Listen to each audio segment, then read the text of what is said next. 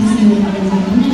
Assalamualaikum warahmatullahi wabarakatuh. Waalaikumsalam warahmatullahi wabarakatuh. Alhamdulillah Rabbil Assalatu wassalamu ala asrofil anbiya'i wal mursalin wa ala alihi wa sahbihi Rasulillah. Puji syukur kita ucapkan atas kehadiran Allah Subhanahu wa taala yang mana berkat beliaulah kita dapat berkumpul di tempat kita saat ini, dan juga salawat beriring salam tak lupa kita hadiahkan kepada Nabi besar kita Nabi Muhammad SAW dengan antara kata Allahumma sholli ala sayyidina Muhammad wa ala ali sayyidina Muhammad. Baiklah Bapak Ibu yang berbahagia, hari ini kita akan sama-sama menyaksikan presentasi yang akan ditampilkan oleh calon gubernur penggerak, yaitu Bapak Zaki Muhammad Fikri SPD, yang saat ini akan mempresentasikan modul 14 mengenai budaya positif dengan judul penyebaran pemahaman dan pengalaman penerapan budaya positif. Oleh karena itu, untuk mempersingkat waktu, kita langsung saja memberikan waktu dan tempat kepada Bapak Zaki Muhammad Fikri. Kepada Bapak Zaki dipersilakan.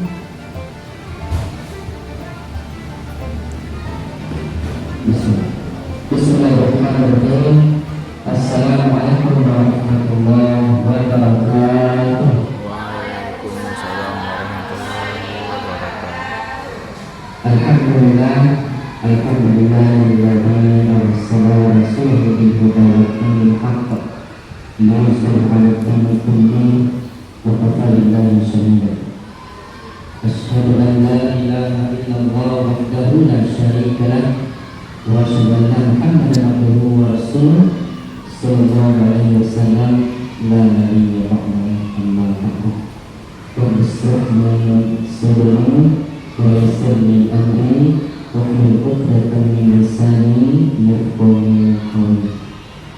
Hormati Bapak Ibu Wakil Kepala Sekolah SDN Muhammad Ali, kemudian dihormati Bapak Ibu guru hebat, guru penggerak, dan juga calon guru penggerak angkatan 11. Bersyukur kita kepada Allah Subhanahu wa taala segala rangkaian rahmat karunia yang Allah berikan kepada kita, sehingga pada siang hari ini Allah memberikan nikmatnya sehingga kita bisa melaksanakan rangkaian kegiatan, yaitu tema penyebaran pemahaman dengan penerapan budaya positif, khususnya nanti di SDN Muhammad.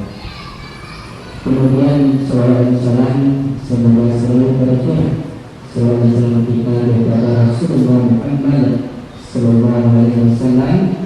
Allahumma shalli ala Muhammad wa ala ali Muhammad. Baik Bapak Ibu, izinkan saya pada siang hari ini untuk berbagi sedikit sebuah tugas dari mana nanti kita bisa bertukar pikiran dan ilmu baru bagi kita semuanya. Yaitu dalam modul ini, modul 1.4 ini, yaitu budaya positif, yang mana yang kita sampaikan pada siang hari ini yaitu penyebaran pemahaman dan pengalaman penerapan budaya positif. Untuk perkenalan, nama saya Zaki Muhammad Fikri, saya guru penggerak angkatan 11 dari SDN Muhammad. Ini Bapak Ibu, siang hari ini lebih kurang 1 jam ke depan kita akan berdiskusi bersama. Untuk itu Bapak Ibu, terima kasih pertama aku sampaikan atas waktu dan kesempatan yang telah hadir pada kesempatan kali ini. Mudah-mudahan pertemuan kita, diskusi kita ini mendapatkan ridho Allah Subhanahu wa taala. Baik Bapak Ibu, kita lanjut.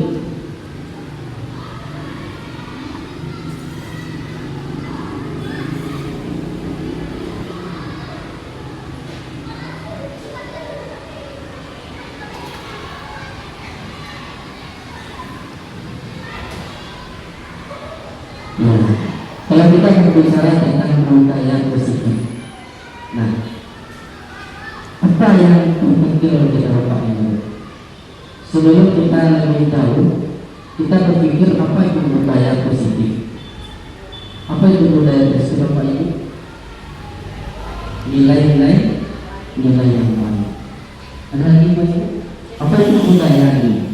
Budaya itu kebiasaan yang sudah berulang-ulang kali dilakukan. Positif tentu itu baik. Jadi kebiasaan yang berulang-ulang yang bernilai baik. Ini materi kita pada hari ini. Sebenarnya budaya positif ini sangat menarik kita bahas karena sangat berkaitan dengan kondisi kita sebagai seorang pendidik. Nah, mungkin setelah ini Bapak Ibu sudah menerapkan budaya positif ini, tetapi sekarang kita ulang-ulang sesuai dengan materi dan pendapat pakar para ahli, yaitu khususnya Bapak Ki Hajar Dewantara, yaitu tokoh pendidikan nasional. Jadi Bapak Ibu, nah ini pengertiannya Bapak Ibu. Pengertian budaya positif, suatu kebiasaan yang bernilai positif, nilai-nilai keyakinan-keyakinan dan kebiasaan-kebiasaan di sekolah, kelas yang berpihak pada murid agar dapat berkembang menjadi pribadi yang kritis, penuh hormat dan bertanggung jawab. Nah, ini Bapak Ibu, itu pengertian Bapak Ibu. Jadi budaya positif ini adalah suatu nilai atau keyakinan-keyakinan yang berpihak kepada murid. Nah, itu yang harus kita lebih perdalam lagi dengan dari Bapak Ibu. Sebelum kita melangkah jauh terkait materi ini, ataupun tujuan dari budaya positif ini, yang pertama yaitu menumbuhkan karakter yang baik dan motivasi intrinsik murid. Nah, ini yang kita bahas di Bapak Ibu. Kemudian yang kedua, murid mampu menyelesaikan masalah dengan caranya sendiri. Yang ketiga, mencintai lingkungan kelas dan sekolah dengan hal-hal yang positif. Kemudian yang keempat Bapak Ibu, murid memiliki etika, sopan santun dan berkarakter mulia. Yang kelima, guru dan murid mampu menjalankan keyakinan kelas dengan konsisten. Nah, itu jawaban Ibu. Nah, kita masuk konsep utama dari modul budaya positif ini. Adapun konsep pertama yaitu disiplin positif dan dinilai kebajikan universal. Jadi di sini Bapak Ibu, suatu nilai itu bersifat global, menyeluruh, universal. Kemudian teori motivasi, hukuman dan penghargaan, restitusi. Ini konsep yang kita bahas di Bapak Ibu. Kemudian untuk keyakinan kelas. Kemudian kebutuhan dasar manusia dan dunia berkualitas.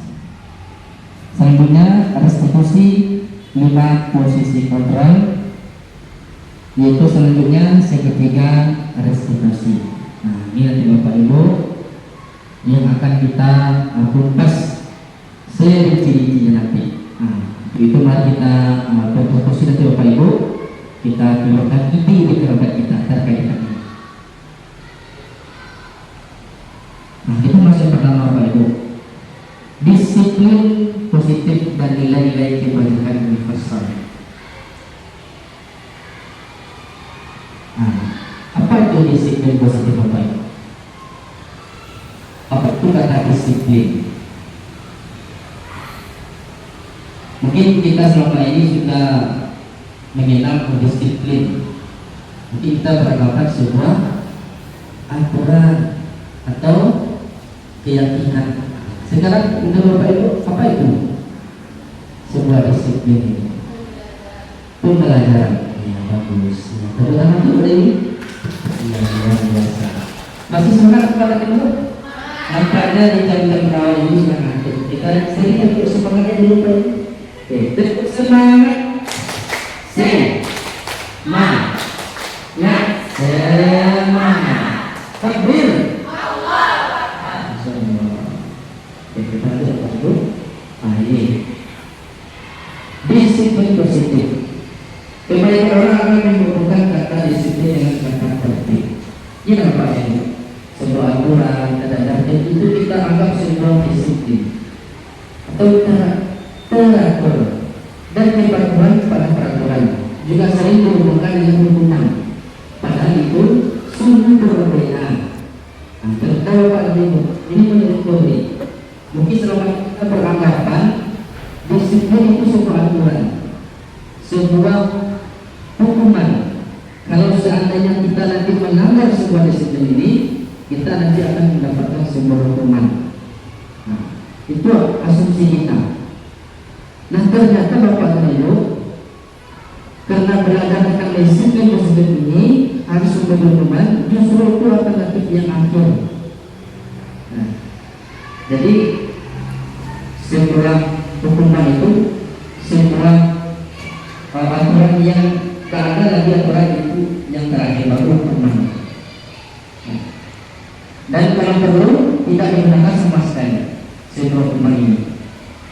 Karena kalau kita melakukan sebuah hukuman kepada anak kita, karena kita bertentangan dengan teori Bapak ini. Karena sejatinya seorang guru itu tidak harus memberikan hukuman kepada anak. Sesuai dengan teori ajaran seorang guru itu harus menuntun anak kita. Menuntun itu kita membimbing anak kita. Kalau anak kita itu melakukan sebuah kesalahan, jangan langsung kita berhukum. Mungkin selama ini kita sudah melakukan sebuah hukuman. Dengan kita berada di teori ini, seorang bisa kita berubah dulu. Kita nanti Bapak dan Ibu. Ini pertanyaan Bapak dan Ibu. Lalu apakah makna disiplin ini? Dengan Bapak dan Ibu, bagaimana makna disiplin ini? Nah, siapa Ibu? Apa itu makna dari kata disiplin ini? Ya, apa boleh tidak?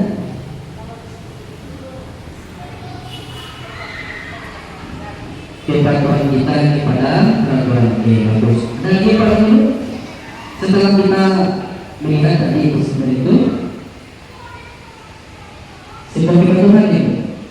Ya. Nah, kita lanjut Pak Ibu. Disiplin itu berasal dari bahasa Latin disiplin, yang artinya belajar. Betul. Jadi disiplin itu belajar. Lalu bagaimana antara dan dosen? Ini dosen Pak Ibu, dosen atau dosen Pak Ibu? Dosen. Nah, bahasa Inggris saya tak kurang paham Pak Ibu. Jadi kalau sedikit melenceng dalam perkataan bahasa Inggris, kita luruskan bersama Bapak. Nah, jadi menurut pakar ini mengartikan disiplin itu sebagai bentuk kontrol diri, yaitu belajar untuk mengetahui agar dapat mencapai suatu tujuan mulia. Tujuan mulia itu mengacu pada nilai-nilai kebajikan universal. Ini dari Bapak Ibu. Jadi setelah kita belajar ini Bapak Ibu, ternyata disiplin itu semua belajar. Oke, kita lanjut Bapak Ibu.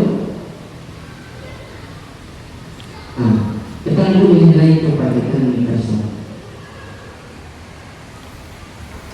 Nilai kebajikan adalah sifat-sifat positif manusia yang merupakan tujuan mulia yang ingin dicapai setiap individu.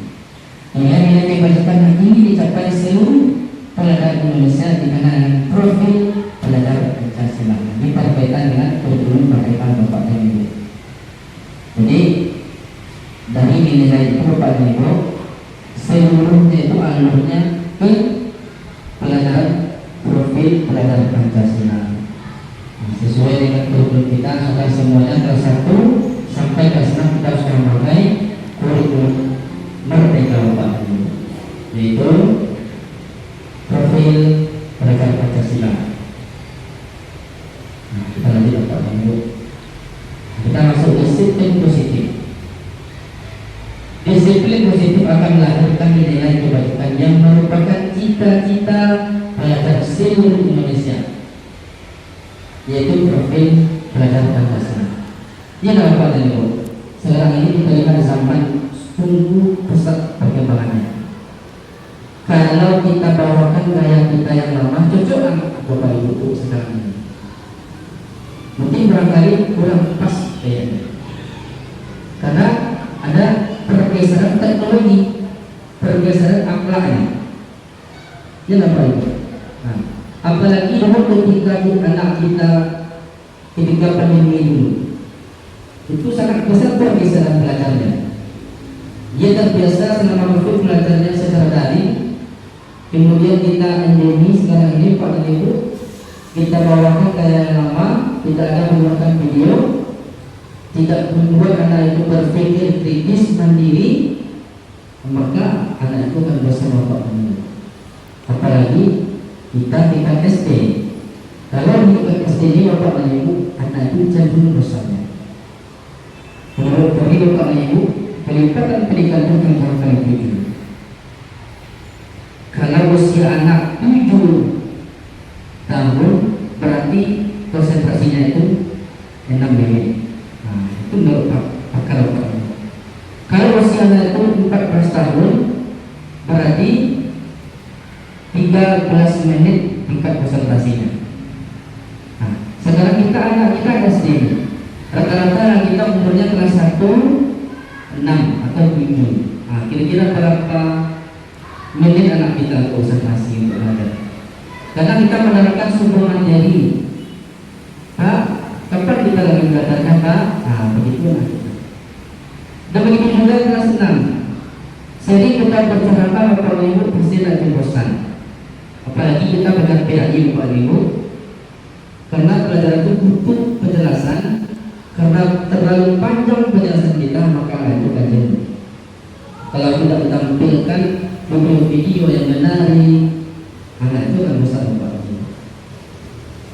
Nah, kita lanjut Bapak Ibu, belajar materinya. Nah, profil pelajar Pancasila. Ini sudah apa semuanya Bapak Ibu dan yang tahu? Nah, kita coba nyanyi Bapak dan Ibu.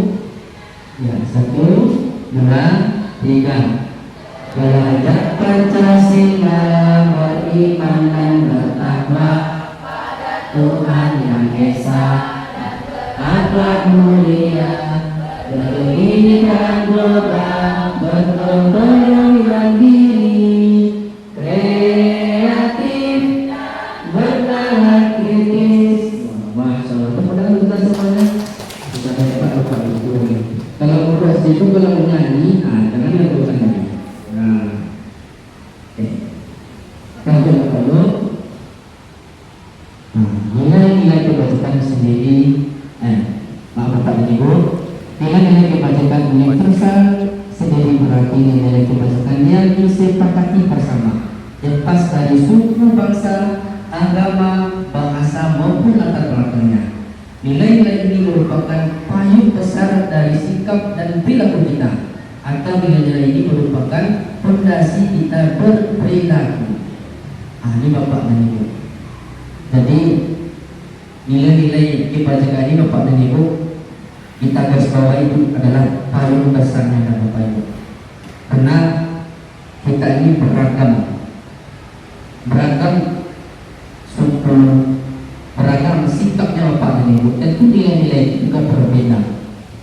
Nah, suku kita Bapak dan Ibu, mayoritas anak kita suku agamanya agama Islam, dan latar belakangnya pun tidak jauh dengan Bapak dan Ibu. Nah, jadi muaranya dari sini Bapak dan Ibu, dari kebijakan investasi adalah payung besarnya dari sikap dan perilaku.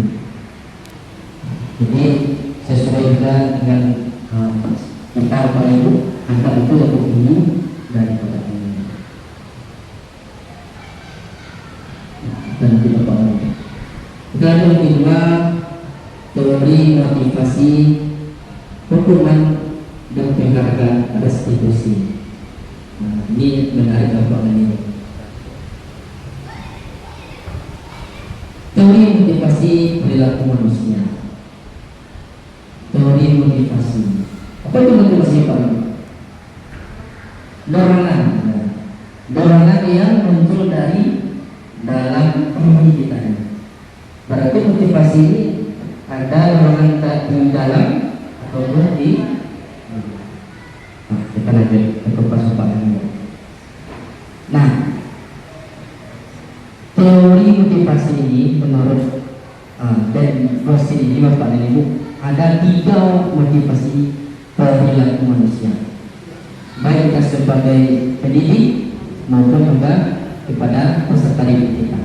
Nah, nanti bagaimana motivasi diri kita, pasti masing-masing kita berbeda motivasinya Bapak dan Ibu.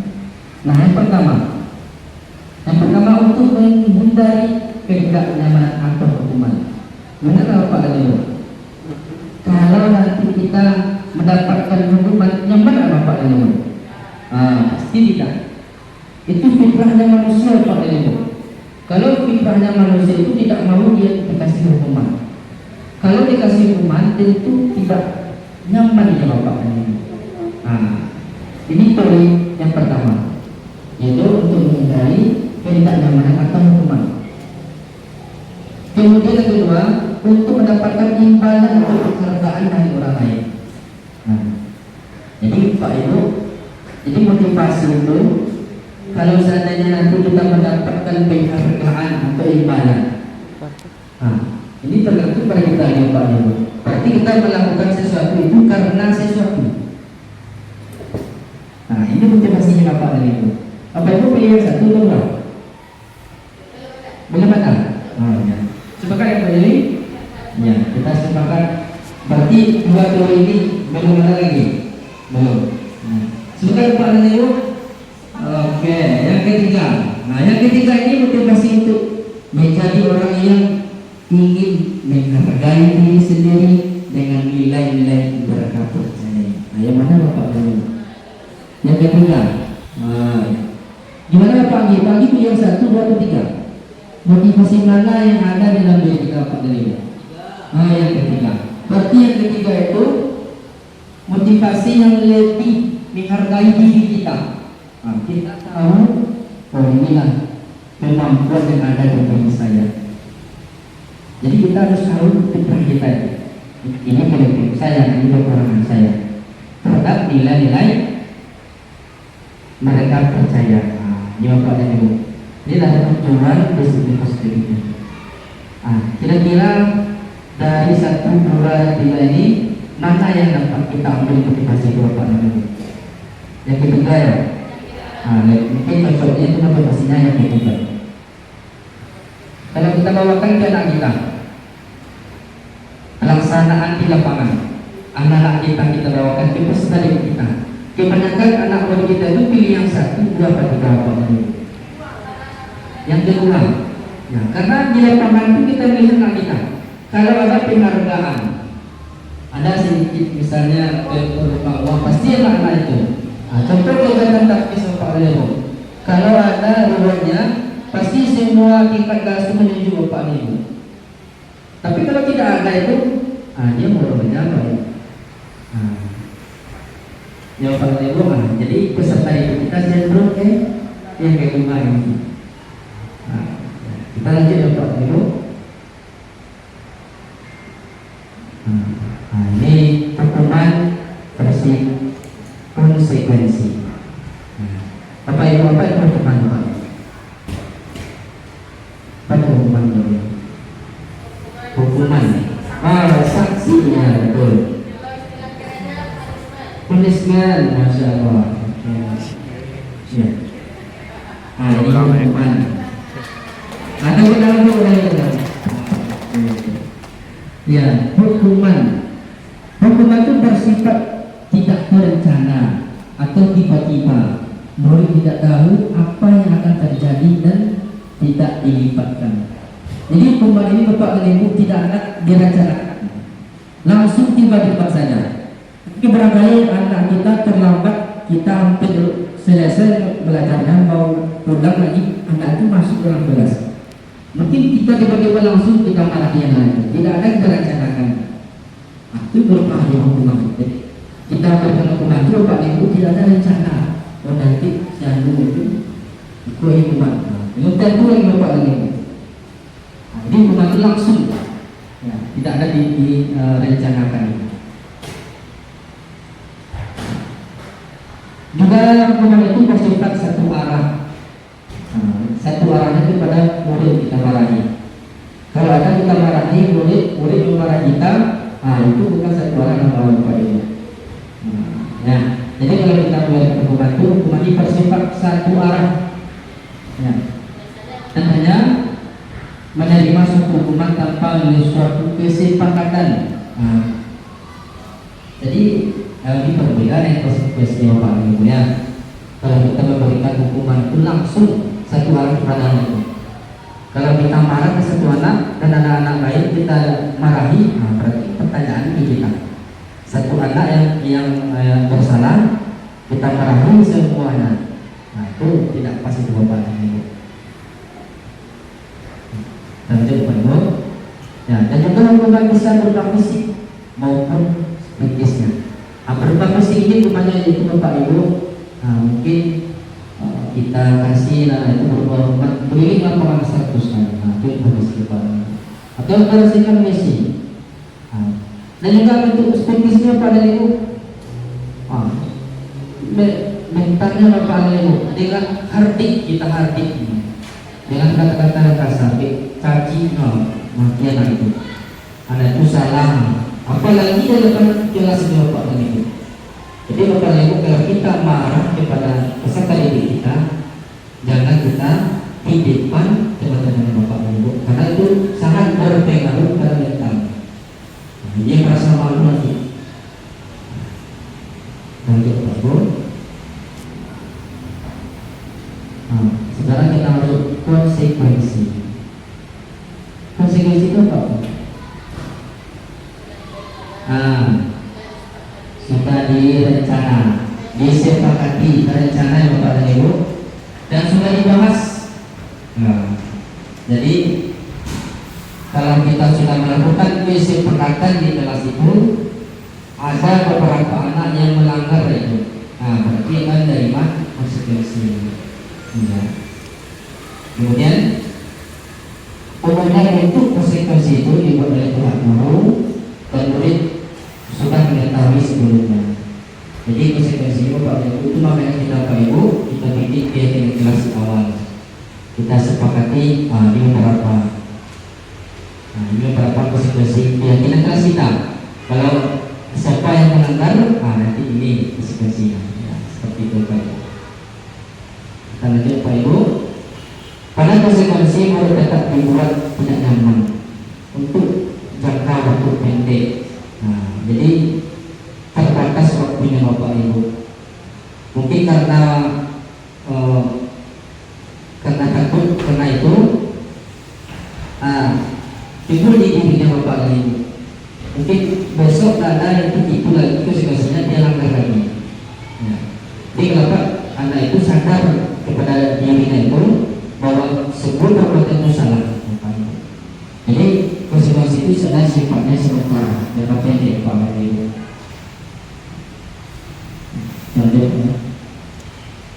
Kemudian penghargaan.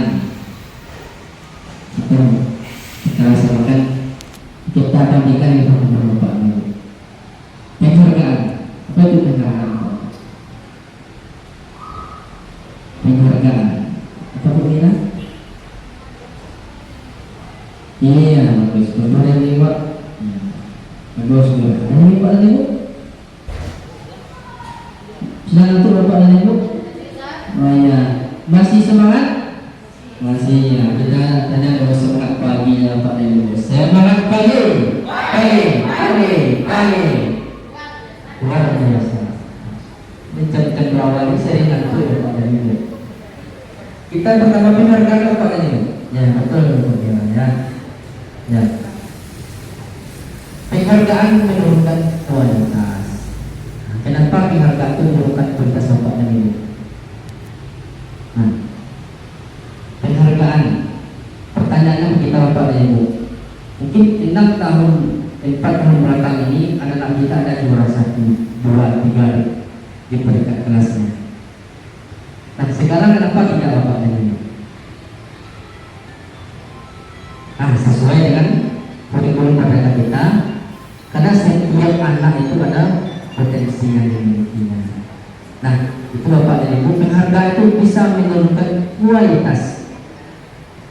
Nah itu maksud dari teori ini Bapak dan Ibu. Karena penghargaan ini Bapak dan Ibu, mungkin anak ini pintar misalnya di kelas, jadi dia tahu dia itu pintar, mungkin ingin mempertahankan itu aja Bapak dan Ibu, mempertahankan nilainya. Ketika itu dia belajar terus. Suatu nanti tidak ada penghargaan, dia malas lagi belajarnya. Ada juga diskusi di kelasnya. Wah dia juara, dia pintar, jadi pintar teman yang lain. Nah itu mengenai Pak Ibu, salah satu teori ini yaitu penghargaan itu menurunkan kualitas. Nah, karena setiap anak itu tentu masing-masing ada kelebihan. Mungkin anak ini kelebihannya berenang, mungkin tapis, mungkin jago matematika, coba ini. Bahasa Inggris. Di beragam Bapak Ibu. Karena potensi anak itu ada. Jadi kita tidak bisa anak ini orang nggak pintar. Nah, semua anak itu pintar Bapak Ibu. Jangan sampai nanti keluar kata-kata kita kepada anak kita cakap anak itu, saya pun betul. Nah, jangan sampai berkata seperti itu Bapak Ibu. Kemudian penghargaan itu mematikan kreativitas. Nah, jadi Bapak Ibu bisa mematikan kreativitas. Kenapa bisa mematikan kreativitas Bapak dan Ibu? Karena hanya mendapatkan suatu penghargaan yang bisa berkreatif. Kalau nggak ada dikasih penghargaan dia tidak mau lagi. Nah itu Bapak Ibu.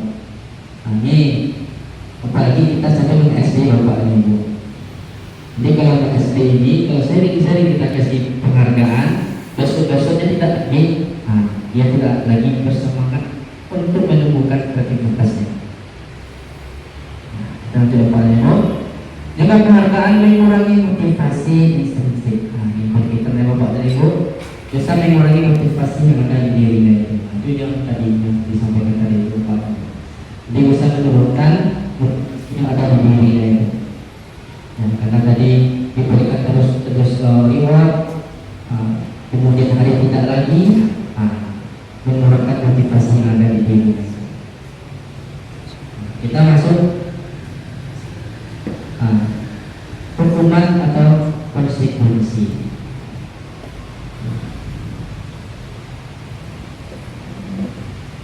Ini Bapak Ibu bisa jawab. Mencatat 100 kali dalam buku kalimat, saya tidak akan terlambat lagi karena terlambat disekolah. Ini hukuman atau konsekuensi Pak? Hukuman. Sepakat hukuman? Oh iya. Nah, teman-teman boleh. Luar biasa. Soal kedua, lari mengelilingi lapangan basket 2 kali karena terlambat aja di sekolah. Hukuman? Iya, kita putus hukuman Ibu. Oh iya, luar biasa boleh. Tepuk tangan buat kita semuanya. Kita lanjut apa ya? Murid diminta untuk push up. Mari berkaitan dengan perjalanan yang push up 15 kali karena kita menggunakan masker ke sekolah. Untuk mata bersama-sama Pak Ibu. Iya, sepakat? Wah, iya. Mungkin nggak Anda wanita dikasih push up Pak Ibu? Tidak mungkin. Mungkin yang satu kita kesimpulan Pak Ibu? Tidak. Nah, selanjutnya menggantikan kertas tugas dan yang paling bercoret-coret. Apa yang Pak Ibu hukuman masing-masing?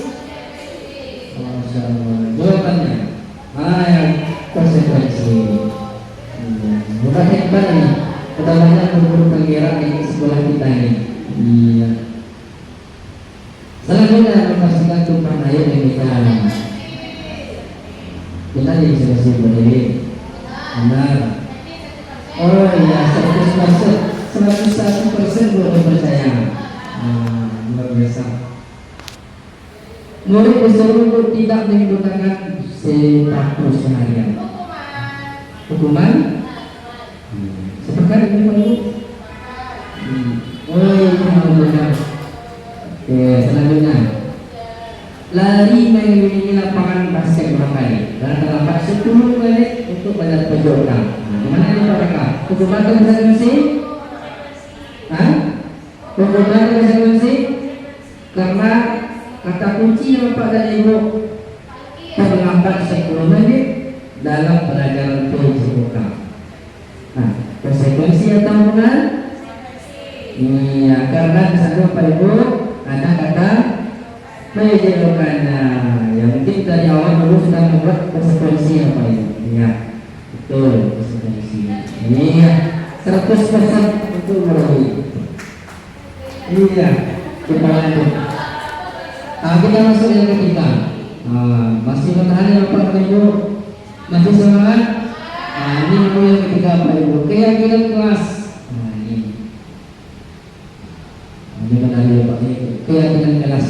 Pertanyaan Bapak Ibu, adakah Bapak Ibu sudah membuat keyakinan kelasnya? Sudah, alhamdulillah. Ya, Bapak Ibu, mengapa harus keyakinan kelas? Kenapa tidak peraturan kelas?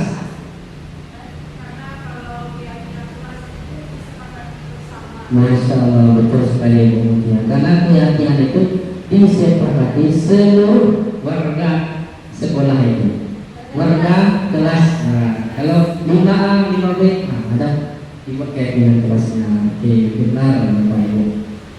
Mengapa kita memiliki peraturan harus menggunakan helm bila mengendarai kendaraan roda dua?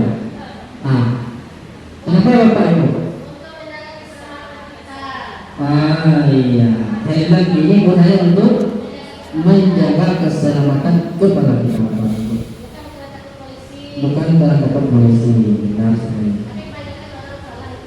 Ada masalah? Iya, salah sebenarnya budaya. Iya, berarti dia tidak takut kepada dirinya, lebih takut kepada polisi. Karena polisi, karena polisi itu mengasih nanti sebuah denda. Denda itu tidak boleh main. Minimal sanksinya 100.000. Gara-gara 100.000 tidak percaya, nanti kepalanya hancur. Besar meninggal dunia. Fakta kita dapat ini. Kemudian Bapak Ibu, mengapa kita memiliki peraturan tentang menggunakan masker dan mencuci tangan setiap saat? Kenapa? Iya, ini sering kita ajarkan kepada kita Bapak Ibu. Di masker itu dan mencuci tangan itu dapat menjaga kesehatan kita. Apalagi masker ini dalam kondisi seperti itu. Ini sangat dibutuhkan Bapak Ibu. Betul Pak Ibu? Iya. Nah, jadi Bapak Ibu, nilai-nilai keselamatan atau kesehatan nilai yang kita sebut sebagai suatu keyakinan, yaitu nilai kebijakan universal yang disepakati suatu secara tersirat dan tersurat, lepas dari latar belakang suku, negara, bahasa maupun agama. Jawabannya. Jadi Bapak Ibu, dari pertanyaan yang dua ini, kita menggambarkan suatu suatu aturan, sebuah keyakinan. Lanjut.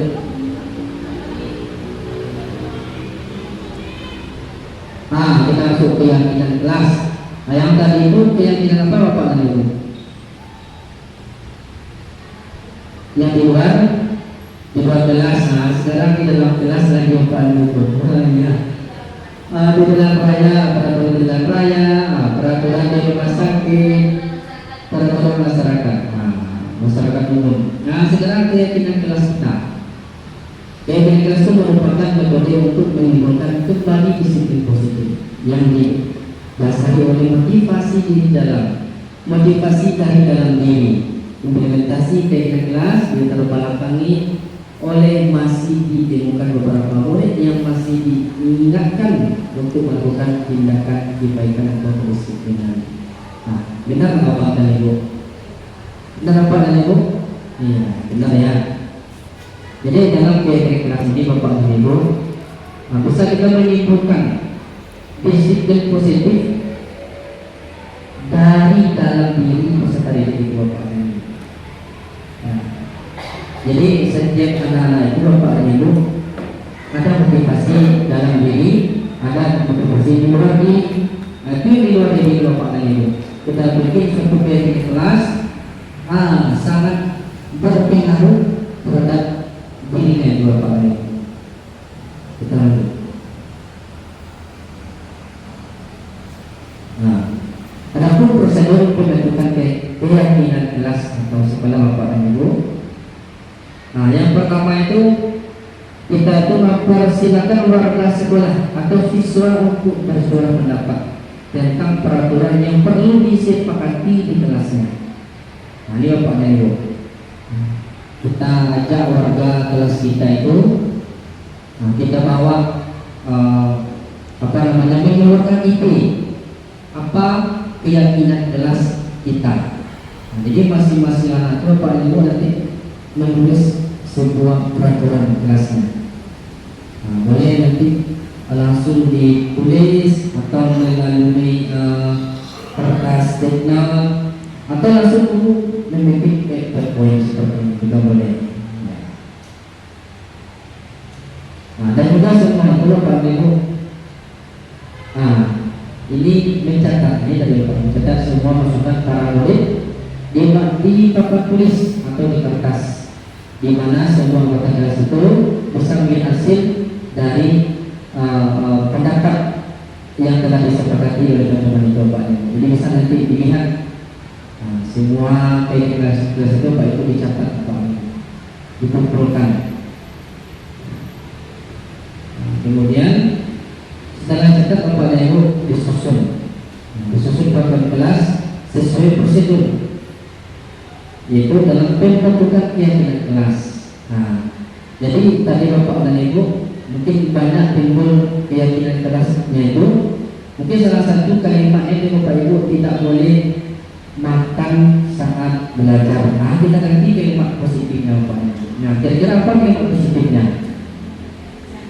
Jangan makan di saat belajar atau makan ketika jam istirahat. Ya, tidak boleh seperti itu. Jadi kalimat yang anak-anak tadi tulis Bapak dan Ibu, keyakinan kelas yang telah dibuat tadi itu dari berbagai macam bahasanya tadi itu. Nah, kita di luar sekolah itu kita sepakati bagaimana kalimat yang baik, kalimat yang positif itu Bapak dan Ibu.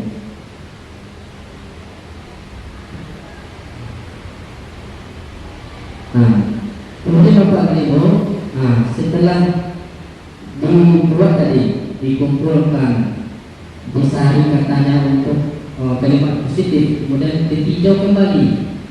Nah, ditinjau daftar pendapat yang sudah dicatat. Mungkin akan mendapat pernyataan tertulis di sana masih banyak yang berupa peraturan-peraturan. Mungkin dibuat di sana itu Bapak Ibu sebuah peraturan di sekolah misalnya Bapak Ibu tidak cocok dengan keyakinan kelas. Nah, ini kita saring Bapak dan Ibu. Kemudian yang kelima, ditinjau ulang. Ditinjau ulang keyakinan kelas itu secara bersama. Seharusnya setelah beberapa peraturan telah disatukan menjadi beberapa keyakinan, maka jumlah butir pernyataan keyakinan akan berkurang. Nah, jadi dari banyak keyakinan kelas itu Bapak dan Ibu yang dibuat Ibu, kita ada 20 dibuatnya. Nah, nanti kita saring Bapak dan Ibu mana yang lebih pas untuk kelas itu. Nah, kemudian setelah dibuat, maka semua warga kelas dipersilakan meninjau ulang dan disetujui dengan menandatangani keyakinan kelas, termasuk guru. Jadi keyakinan kelas itu Bapak dan Ibu, di sana itu ada buktinya. Nah, bulan-bulan ini kita datang di bawahnya. Nah, dibuat sebuah perjanjian dengan Bapak dan Ibu. Jadi itu Bapak dan Ibu. Jadi kegiatan kelas itu bisa dipasangkan di dinding. Di mana tempat yang terbaik Bapak dan Ibu, mudah untuk warga kelasnya untuk melihatnya. Kalau ketika Bapak Ibu mungkin masuk kelas langsung di depan itu ada keyakinan kelasnya. Kalau kelas 1A ini dari kelasnya 1, 2, 3, 4, 5. Bisa duduk bersama guru kelasnya. Nah, jadi Bapak dan Ibu, seperti ini keyakinan kelas dari Bapak dan Ibu. Kita sebarkan pada anak kita dulu, kita tempel di kelasnya. Kemudian setiap keyakinan kelas itu Pak yang ada harap di bawahnya itu berada. Karena sudah di bawah itu berarti dia sudah setuju dengan keyakinan kelasnya Pak. Keempat masih ingat apa Ibu? Masih ada 2 lagi. Oke, kebutuhan dasar manusia dan dunia berkualitas. Kebutuhan dasar. Ini Bapak dan Ibu, sebagai manusia Bapak dan Ibu, banyak kebutuhan kita.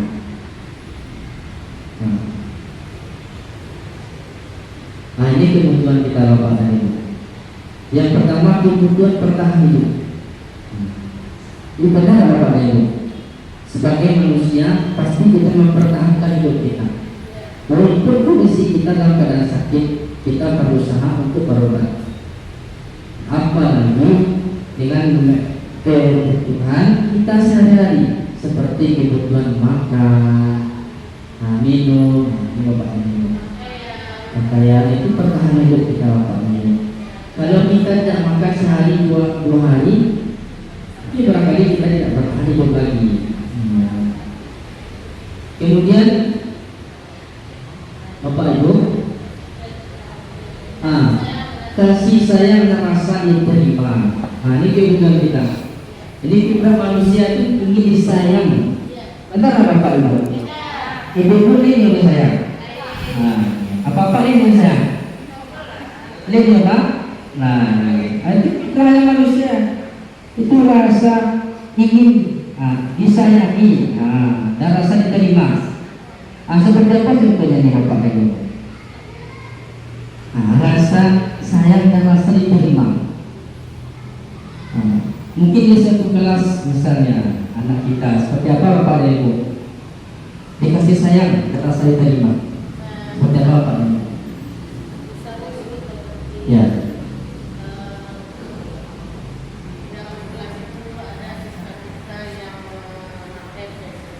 Ya.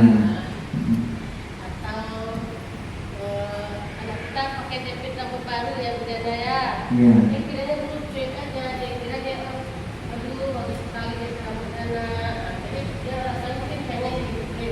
Dipuji Pak, kalau disanjung-sanjung, bagusnya. Anak-anak itu orang dekat sama kita, jangan bu katanya kan ilmunya kita kan.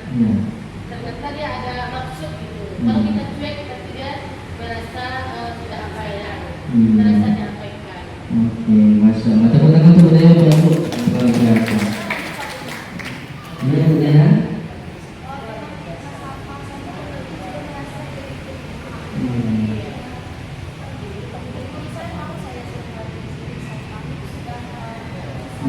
Merasa sana ya. Iya, ini. Iya. Iya, senyum sama 5S itu harus kita terapkan. Bukan itu saja. Jadi kalau kita senyum di kelas itu, jadi kita senyum kepada anak kita, wajah kita tidak seram, pasti ada yang senang. Iya. Kadang kan masih jauh kan, senang juga. Apalagi ekspresi pada itu ya, Masya Allah. Kita nanti Bapak dan Ibu, penguasaan.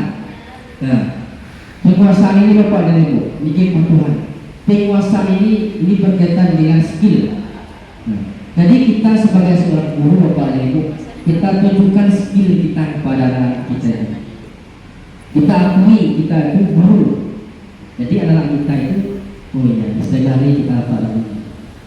Jadi kalau seandainya guru lebih pintar pula anak daripada guru, ini jatuh apalagi bapak marwah seorang guru.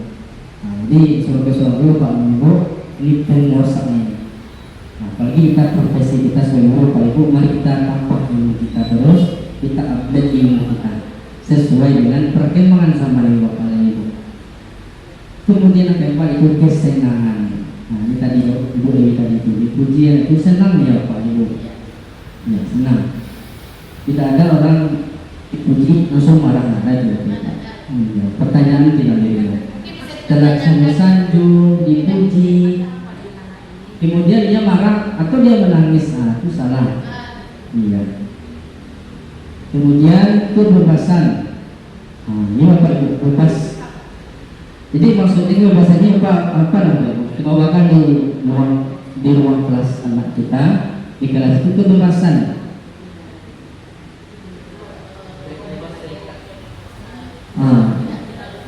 Tidak terikat. Mungkin di dalam sebuah pembelajaran misalnya, anak itu diberikan kebebasan bertanya, atau anak itu Pak, saya maunya nanti ditampilkan video ini Pak. Saya maunya streaming Pak. Yang gambar itu Pak misalnya, atau streaming atau nonton atau bercerita, kita berikan kebebasan kepada anak kita. Bapak Ibu, ini kebutuhan manusia tadi. Kita masuk lagi ke Bapak Ibu. Kita masuk posisi kontrol guru. Ini juga menarik Bapak Ibu. Ya. 5 posisi kontrol. Yang pertama itu menghukum. Dia menghukum. Pernah Ibu menghukum siswanya? Pernah? Dulu pernah. Setelah belajar dan mengetahui teori-teori tentang pendidikan, maka hukuman ini berangsur-angsur. Ada perubahan, ada inovasi yang berbeda. Yang kedua memang rasa bersalah. Posisi Bapak Ibu. Yang ketiga sebagai teman. Yang keempat pemantau. Yang kelima manajer. Ini 5 posisi kontrol kita Bapak Ibu. Sebagai seorang pendidik Bapak Ibu, dari 5 ini mana yang pas rasanya? Manajer ini Bapak Ibu. Dalam posisi kontrol manajer ini, seorang guru harus menguasai Pak Ibu. Harus menguasai ilmu. Kalau dia di bawah posisi dia tidak mengetahui, maka nanti akan tidak terarah nanti Bapak dan Ibu. Ini Bapak dan Ibu. Ya, yang pengukur itu Bapak dan Ibu. Mengerti, menunjuk-nunjuk. Jadi Bapak dan Ibu, kalau kita seorang guru Bapak dan Ibu, bolehkah kita menunjuk-nunjuk? Apalagi menunjuk dengan hati? Boleh tak Bapak Ibu? Boleh. Kita serahkan Bapak dan Ibu di. Iya betul sekali.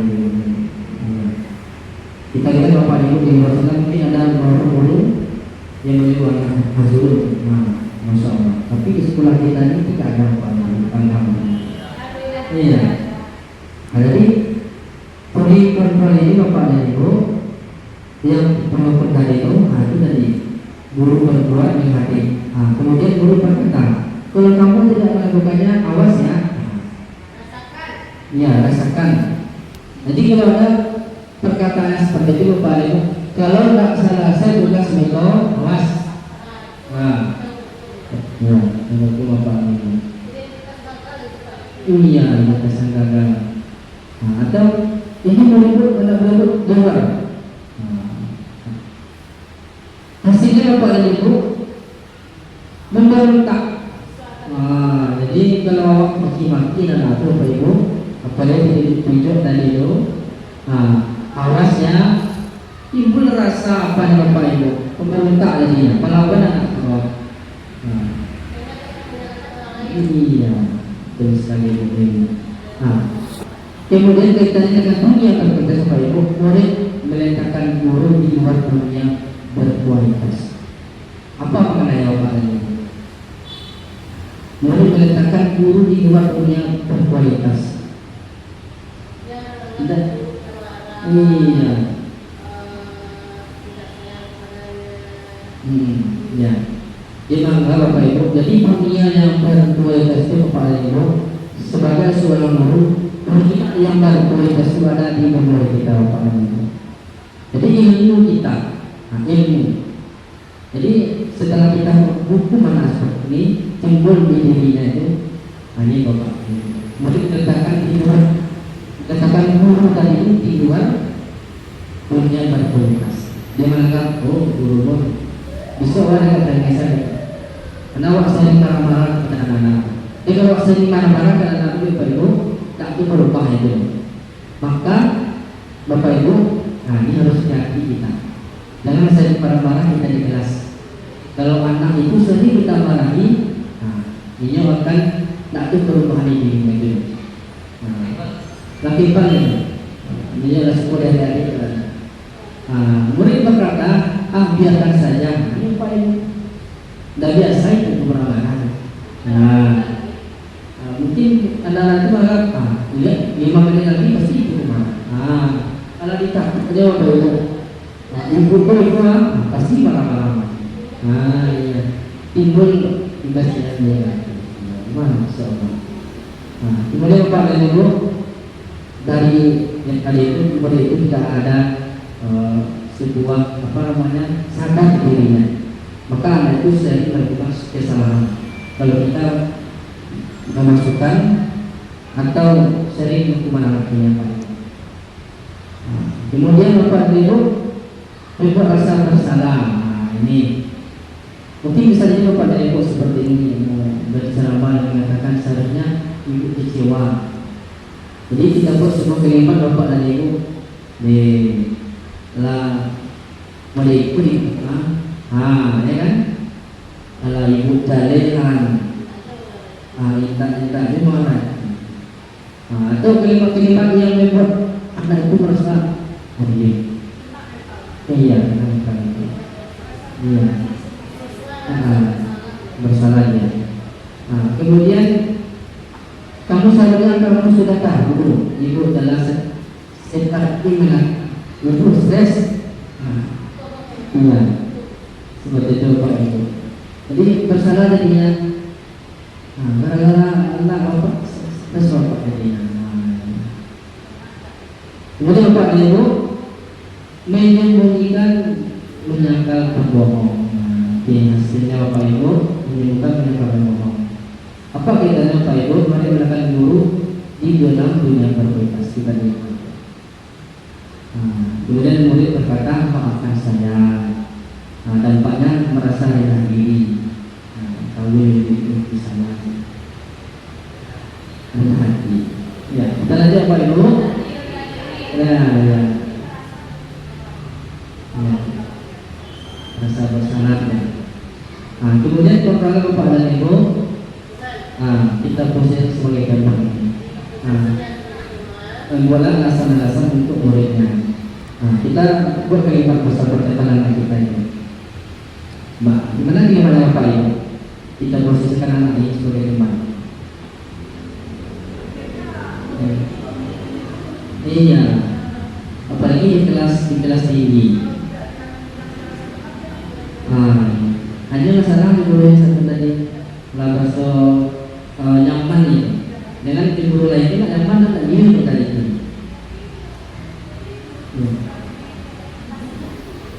Iya. Jadi kasihan jadinya. Iya. Saya tidak seperti itu Ibu dan Anak. Oke. Kemudian ayah yang merupakan dari ibu, jadi bapak. Ini kan mereka sekali rasanya. Iya, yang merasakan. Iya. ketergantungannya di Bapak dan Ibu. Kalau manjur ini manja, manjur tadi. Karena sebenarnya nanti wujud dari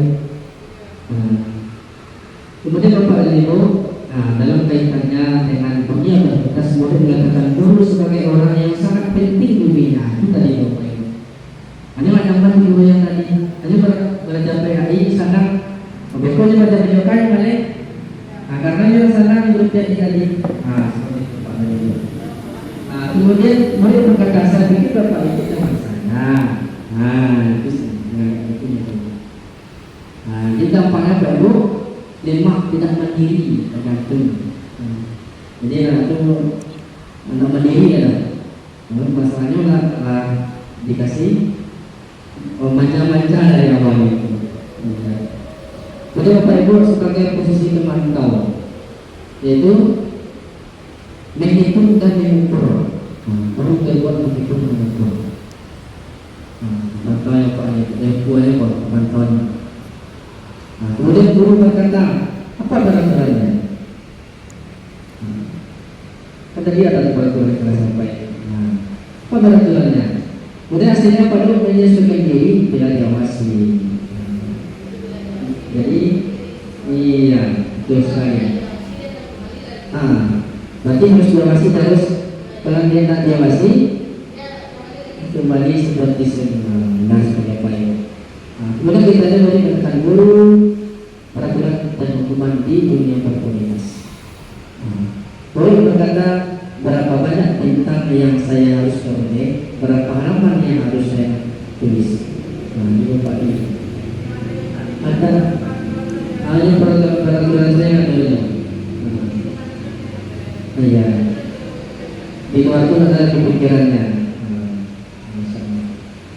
Oke, apa Pak Ibu? Ibaratkan pada sanksi atau hadiah untuk dirinya. Lagi penghargaan. Hanya tadi, ya kita tadi. Nyokong imajinasi ini terus tadi. Kemudian Pak Ibu yang terakhir itu posisi mengajar. Mengajukan pertanyaan-pertanyaan. Supaya itu Pak Ibu pertanyaan-pertanyaan kita itu kepada anak kita. Mengapa kok bisa seperti itu? Apa alasannya? Kita tanyakan Bapak Ibu. Kalau seandainya ada anak kita yang terlambat masuk, kita tanyakan dulu. Atau dalam makan dalam kelas bisa juga. Kita tanyakan dulu. Bagaimana Bapak tadi? Kok bisa terlambat? Kita tanyakan dulu Bapak Ibu. Jangan langsung marah-marah.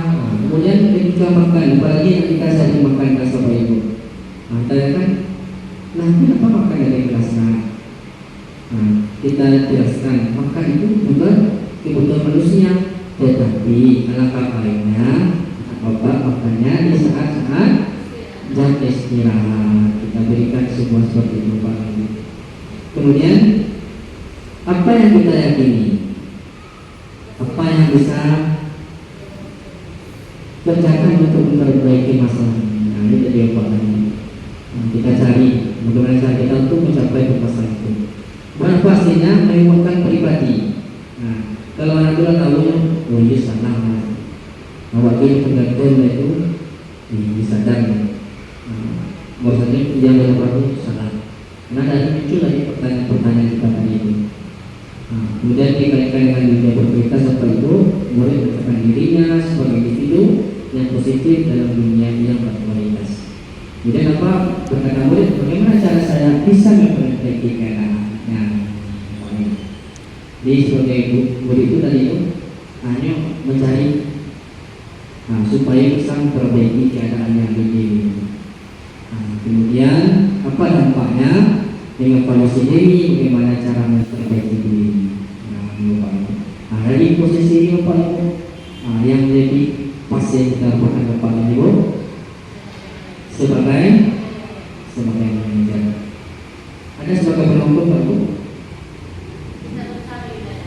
Berusaha menghindari. Kalau dapat dengan Bapak Ibu, ini posisi yang paling enak sekali Bapak Ibu. Nah, kalau yang lain boleh alternatifnya seminim-minimnya. Kita lanjut Bapak dan Ibu. Nah, pertanyaan apa Ibu? Saya kecewa sekali dengan kamu.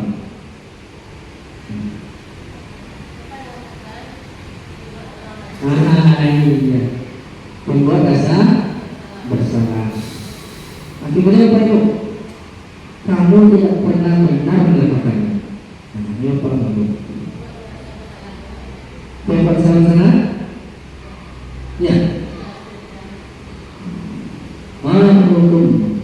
Kamu tidak pernah benar. Anak 10 apalagi tugas, kayu benar. Nah, seperti itu ya Pak. Nah, kemudian ayolah lakukan demi ibu, demi bapak. Sebenarnya, ya. Wah, luar biasa. Bagus sekali. Tepuk tangan kami terus. Iya. Nah, kemudian Bapak Ibu, apakah kamu mau mendapatkan stiker kita hari ini? Nah, ini teman tahu atau teman? Kita sepakati dulu dulu. Teman tahu. Nah, kita fokus Bapak Ibu. Oh iya benar. Luar biasa. Tadi Bapak Ibu, bagaimana kamu bisa menyelesaikan masalah ini? Nah, kita dapat pertanyaan ini. Gimana cara Bapak Ibu? Oh iya. Nah, kemudian yang terakhir Bapak Ibu. Nah, itu kenapanya. Kamu selalu yang paling terakhir. Nah, harapannya. Nah, dari 30 murid ini di hari antri ini kalau kita lihat nomor 11. Ini apa Bapak Ibu? Penghukum. Oh iya benar. Luar biasa. Kamu tangan Bapak Ibu. Masih semangat Bapak dan Ibu? Masih semangat. Masih ada waktu kita 1 jam lagi. Oke, yang terakhir Bapak dan Ibu, segitiga restitusi. Sebelum kita lanjut, kita tepuk semangat. Tepuk semangat.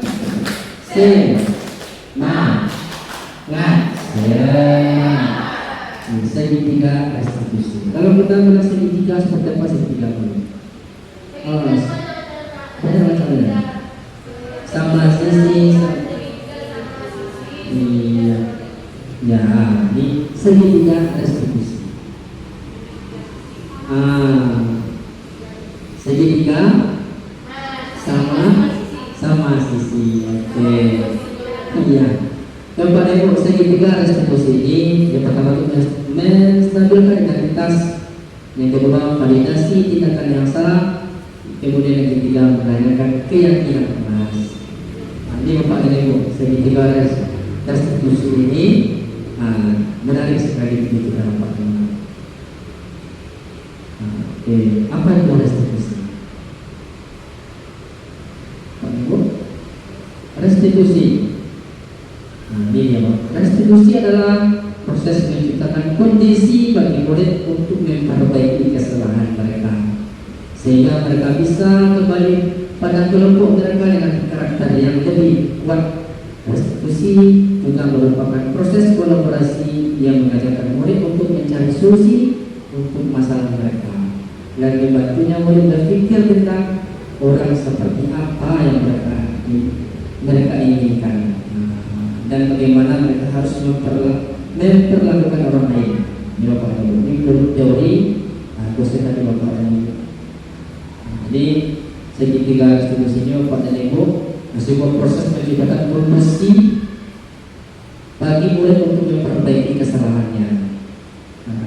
Itu tadi masalah-masalah yang ada di kelas Bapak dan Ibu, seperti alamat kelas, seperti makan di dalam kelas.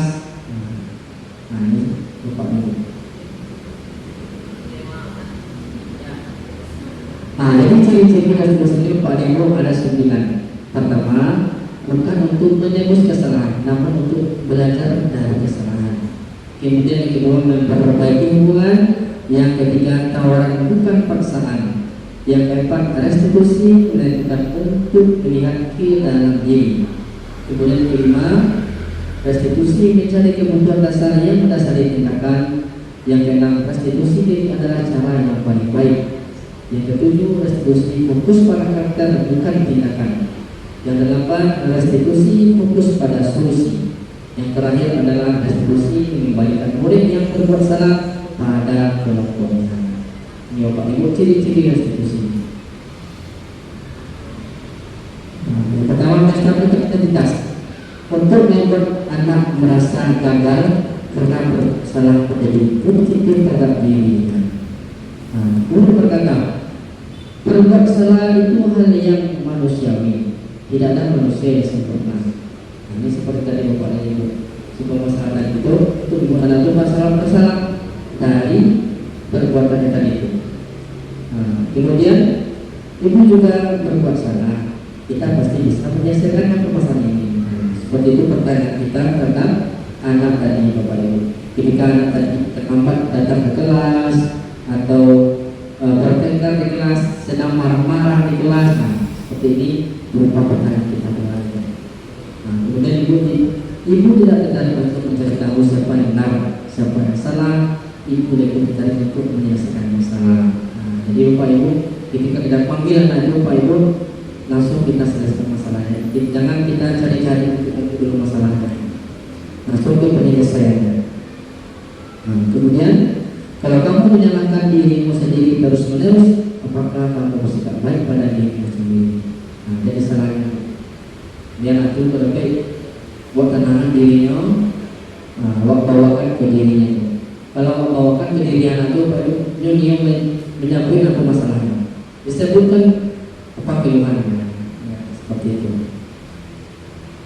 Untuk Bapak Ibu, validasi tindakan yang salah.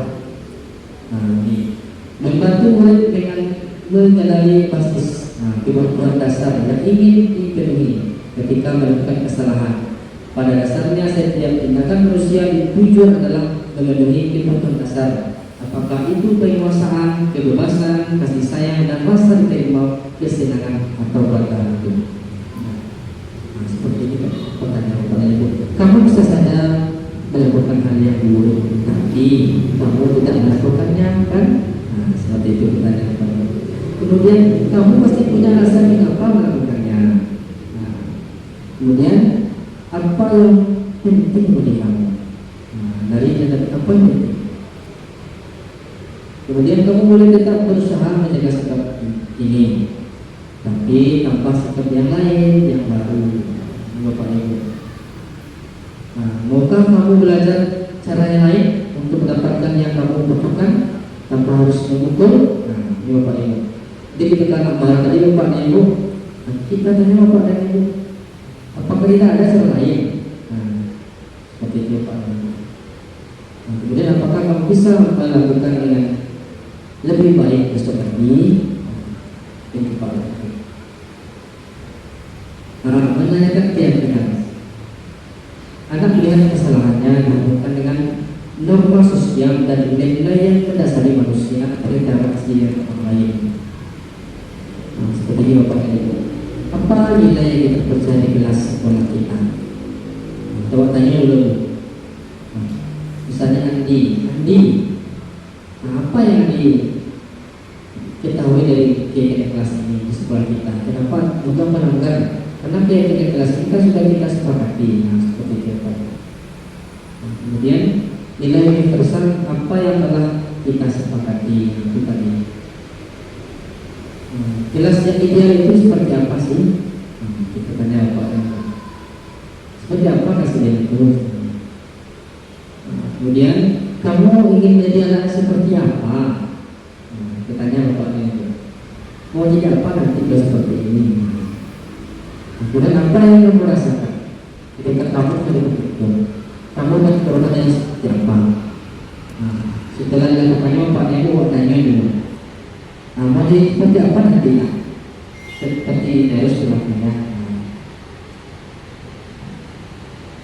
Ini Bapak Ibu sebagai itu kita dapat segitiga restitusi Bapak Ibu. Dan itu Bapak Ibu suaranya. Ini dari anak kelas rendah Bapak Ibu, kemarin diambil videonya. Ini namanya Nela Bapak Ibu. Adalah suaranya.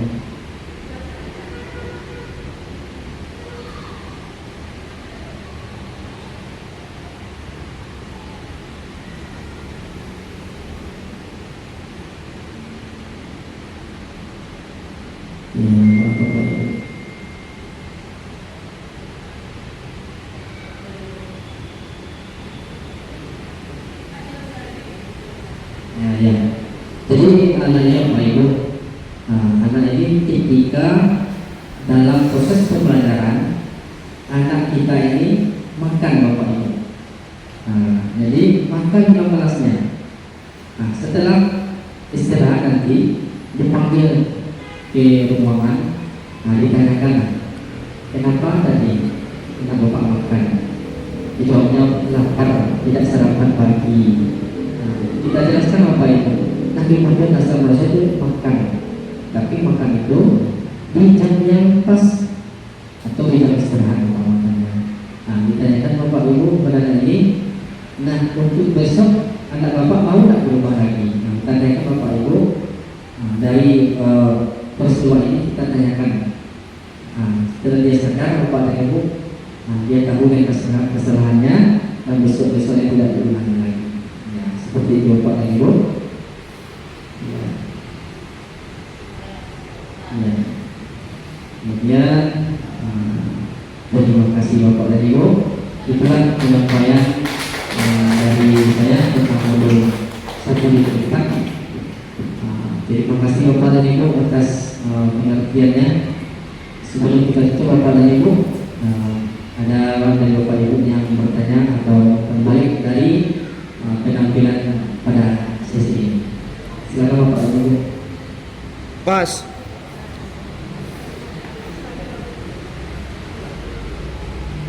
Assalamualaikum warahmatullahi wabarakatuh.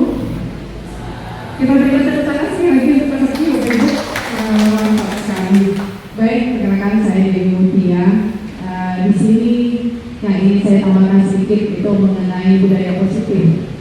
Sesuai dengan filosofi Ki Hajar Dewantara, pendidikan adalah benih-benih persemaian dari kebudayaan dalam masyarakat. Jadi memang sekolah sebagai salah satu wadah pendidikan adalah suatu tempat utama di mana kita menyampaikan benih-benih budaya. Apa itu? Tidak hanya akademik, tetapi juga kepribadian, akhlak dan nilai-nilai yang telah disepakati bersama atau yang kita sebut dengan kebijakan universal. Jadi nanti anak diharapkan tidak hanya pintar, tetapi juga bisa bersosialisasi, membaur, diterima tidak hanya di lingkungan sekolahnya, tetapi juga di masyarakat nantinya. Apakah itu skalanya nasional mungkin atau internasional? Karena dia sudah mempelajari yang namanya kebijakan universal dari budaya positif yang ditanamkan melalui sekolah tadi sebagai suatu wadah dari benih kebudayaan tersebut. Jadi di sini saya sangat senang sekali dengan ulasan Pak Zaki, sangat luar biasa. Kemudian ada sedikit yang mau saya sampaikan Pak Zaki antara konsep peraturan dan kesepakatan. Ya, kalau kesepakatan memang di sekolah kita menggunakan kesepakatan agar anak tidak merasa terhukum. Kebijakan itu dibuat bersama, konsekuensinya dibuat bersama. Jadi nanti setelah kita bikin kesepakatan itu, memang kita berikan tanda tangan seluruh siswa. Kalau seandainya kelas rendah, itu bisa kita berikan jempol atau pencatatan. Jadi mereka ini akan senang dulu tangannya dan amannya di bawah. Jadi memang peraturan itu disepakati bersama. Tetapi memang ada beberapa hal kita menggunakan peraturan, bukan kesepakatan. Contohnya apa peraturan? Peraturan itu kan sifatnya satu arah, harus ditaati suka tidak suka, mau tidak mau. Contohnya adalah peraturan menggunakan helm, ya, karena itu menyangkut keselamatan manusia.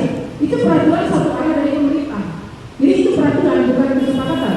Jadi siapapun itu suka tidak suka harus memakai helm untuk keselamatan dirinya. Dan kedua kita tadi menggunakan peraturan untuk kata-kata menggunakan masker, ya, apalagi pada saat pandemi itu peraturan bukan kesepakatan.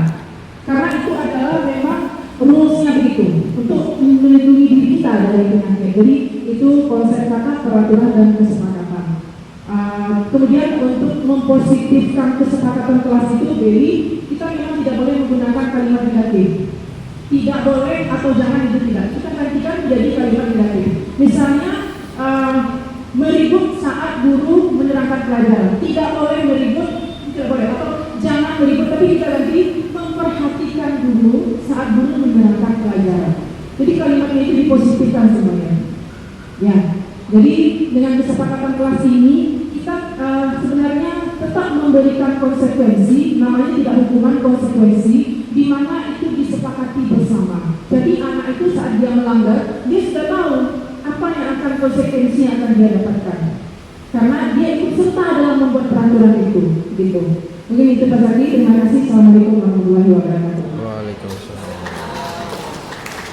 Oke, baik, terima kasih pertanyaan kepada Anda.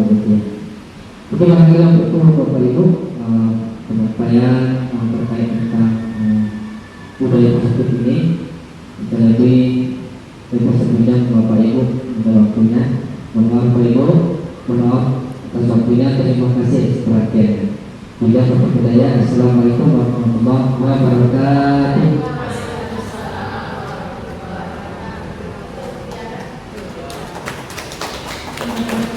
Apa yang diberikan oleh beliau, semoga apa yang disampaikan oleh Bapak Zaki tadi dapat bermanfaat bagi kita semua.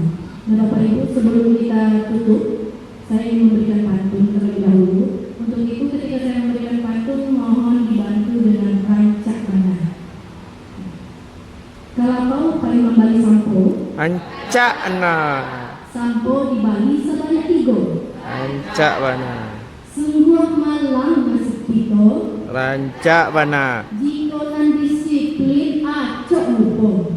Ancak bana. Baik Bapak Ibu, itu tadi sedikit pantun yang dapat saya berikan. Karena sepertinya hari juga hampir sore, maka dari itu acara kita hari ini kita cukupkan sampai di sini. Saya sebagai moderator mohon maaf apabila ada kata yang salah. Saya akhiri dengan wabillahi taufiq wal hidayah. Assalamualaikum warahmatullahi wabarakatuh. Waalaikumsalam warahmatullahi wabarakatuh. Alhamdulillah, Masya Allah, penyampaian dari Bapak Zaki tadi, Masya Allah, Alhamdulillah sangat bagus sekali.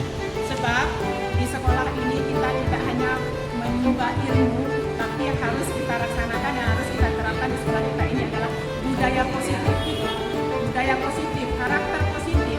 Nah, anak-anak ini kalau tidak sedari ini kita ajarkan atau kita pun insya Allah nanti akan dewasanya juga akan nanti akan tambah. Tapi alhamdulillah kita sebagai guru SD, apalagi tadi Pak Zaki sudah menyampaikan, Masya Allah, alhamdulillah sangat bagus sekali. Itulah yang akan kita terapkan di sekolah kita ini. Mudah-mudahan kita sebagai seorang guru semuanya di SD Nurul Anak ini mudah-mudahan insya Allah kita sepakat kompak semuanya untuk mendidik anak-anak kita ini untuk berkarakter yang lebih baik lagi. Mari kita masukkan dari Ibu. Bila itu hidayah. Assalamualaikum warahmatullahi wabarakatuh. Waalaikumsalam.